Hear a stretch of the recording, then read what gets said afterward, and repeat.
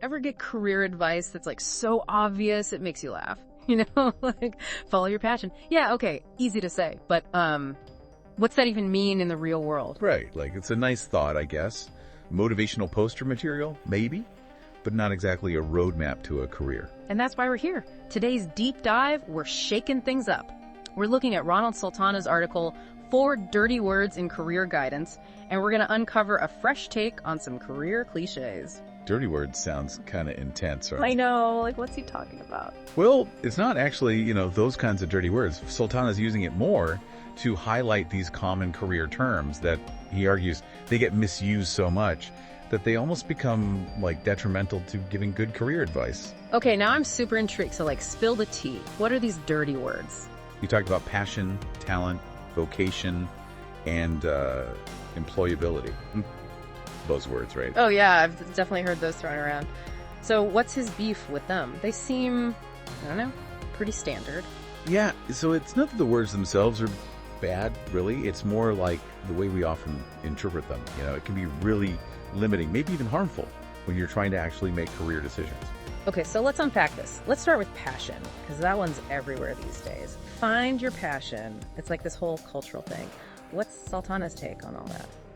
He kind of challenges this idea that, everyone has this one true passion and you just got to find it. Like there's this aha moment and suddenly, boom, you're destined for greatness. Instead, he says, passions can evolve over time. That's totally normal.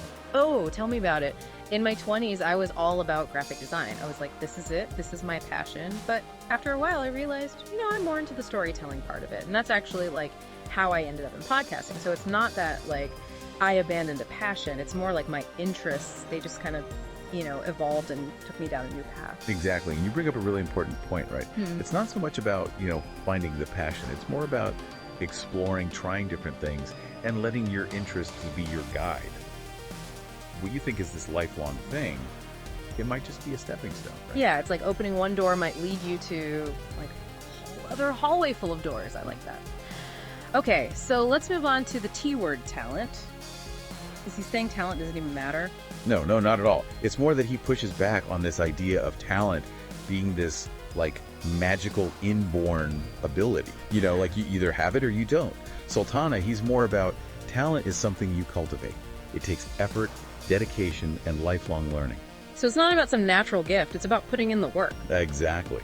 And think about it, in this job market, what's valuable is constantly changing.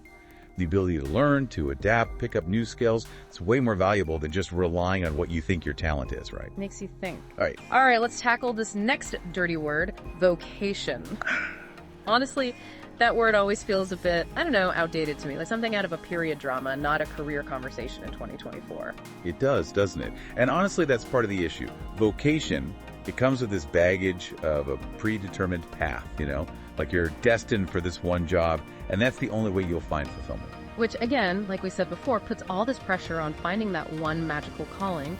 So how does Sultana suggest we, ditch that narrow view? He's all about broadening our idea of vocation, moving away from this single predetermined path. Instead, it's about finding meaning in the work that you do. It's about your approach, the impact you make, regardless of the specific job title. I like that a lot better. It's empowering. Less about the magical calling and more about, actively creating meaning. Okay, last dirty word on the list. Employability. That one seems pretty straightforward. Isn't it just being able to get a job? You'd think so, right? But Sultana, he argues that the way we traditionally see employability, it can be really narrow. We often just focus on meeting whatever the market demands are right now. What skills are hot this week. But we forget about, the actual person, their values, their passions, how they want to live their life. So it's not just about checking boxes on a resume, it's about finding work that actually fits with who you are, right? Can you give an example of what that might look like in real life? Sure.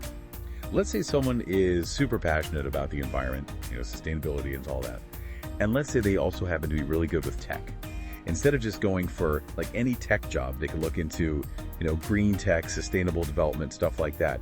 That way, they're not just employable, but they're doing something that aligns with their values. See, this is what I'm talking about. This is such a good point. It's we need to completely rethink how we even approach career advice. It's not about, here's the perfect job, go get it. It's more about understanding yourself and creating a path that actually works for you. Absolutely. And I think that leads to a really important question for everyone listening, right? How can we start to look at career decisions, not just as get a job, any job, but like, how do we make sure those skills we're building, how do they connect to what we care about, what we're passionate about? How do we create a life that's actually fulfilling? That's a big one. Definitely something to think about.